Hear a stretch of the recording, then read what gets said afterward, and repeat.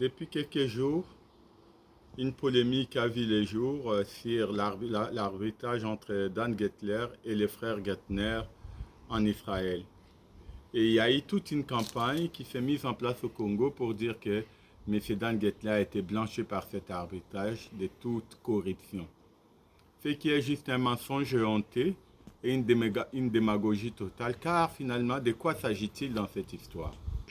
Il y a un arbitrage entre anciens associés, c'est-à-dire les frères Gettner, avec M. Dan Gettler, sur leurs affaires passées au Congo. Et le jugement arbitral qui a été fait conclut à plusieurs niveaux à trois choses. D'abord, M. Dan Gettler est condamné dans cette histoire.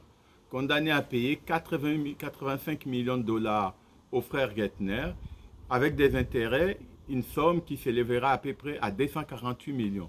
Donc, il n'y a pas absolution, il n'y a pas quoi que ce soit, il y a eu condamnation. Et élément encore plus important dans cette histoire, c'est que pour essayer de se justifier, M. Gettler va affirmer devant les juges arbitrales qu'il a donné beaucoup d'argent à M. Katumba Mwake et qu'ensuite, il a donné aussi du cash à la Banque centrale et qui gérait des entreprises au nom de Katumba Mwake. Par ailleurs, il tente de justifier cela en disant « Mais M. Katumba Mwake n'était pas un officiel congolais. Il est de notoriété publique en RDC que Katumba Mwake était le principal artisan et conseiller de M. Joseph Kabila. Donc, si ce dossier-là était en justice, il ne fait aucun doute que M. Gettler serait poursuivi pour corruption et même condamné dans les cas où ces affirmations émanent de lui-même.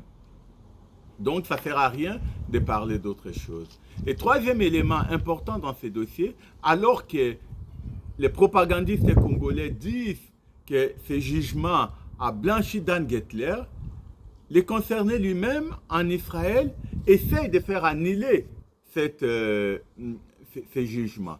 Voilà les premiers points. Alors, ça m'amène à parler du deuxième point.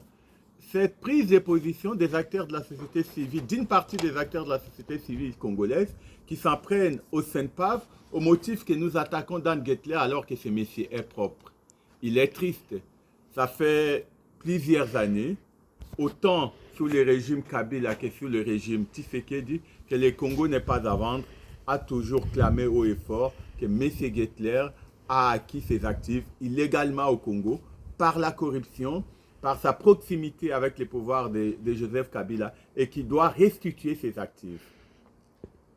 Tout le monde est témoin de notre campagne. Et ce sont les mêmes personnes qui défendaient Dan Gettler sous Kabila qui aujourd'hui les défendent sous Tshisekedi. Et donc ça montre juste une proximité douteuse de certains acteurs de la société civile et de certains médias avec M. Dan Gettler qui est toujours poursuivi, qui est toujours sous sanction américaine, pardon. Et les débats, la vraie bataille aujourd'hui, c'est que ces gens essayent d'aider M. Gettler et malheureusement avec l'appui de notre gouvernement pour faire lever les sanctions.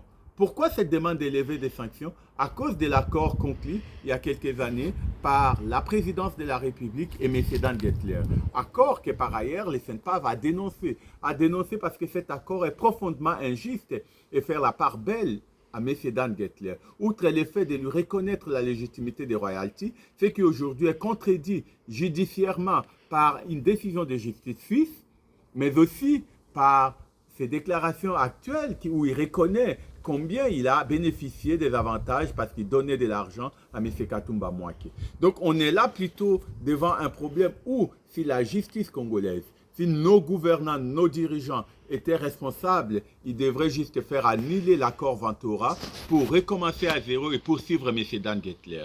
Il ne s'agit nullement de s'entendre avec lui, mais il s'agit de l'amener en justice pour que la justice fasse toute la lumière, comme nous l'avons toujours demandé, sur les processus d'acquisition des biens de M. Dan Gettler au Congo et surtout sur les pertes inestimables que les gouvernements congolais et les peuples congolais subissent du fait de cet homme d'affaires. Merci.